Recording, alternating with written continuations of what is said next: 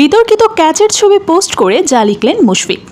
Dhaka premier লিগের super লিগের খেলায় বৃহস্পতিবার মুখোমুখি হয়েছিল মোহামেডান ও প্রাইম ব্যাংক। সেই ম্যাচে মুশফিকের আউট নিয়ে বিতর্ক তৈরি হয়। গতকালের ম্যাচের প্রতিক্রিয়া শুক্রবার সামাজিক যোগাযোগ মাধ্যমে জানিয়েছেন তিনি। মিরপুরে বৃহস্পতিবার প্রথমে ব্যাট করে ৩১৭ রানের পুঁজি পায় মোহামেডান। জবাবে ২৮৪ রানে থামে প্রাইম ব্যাংকের ইনিংস।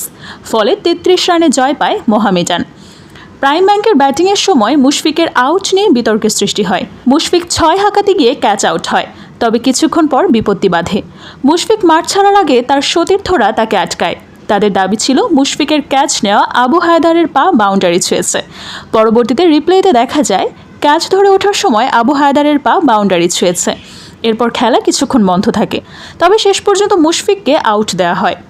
ডিপিএলে পর্যাপ্ত ক্যামেরা না থাকায় আম্পায়ারদের রিপ্লে দেখাই সম্ভব হয়নি, ফলে আউট দেওয়া হয় মুশফিককে।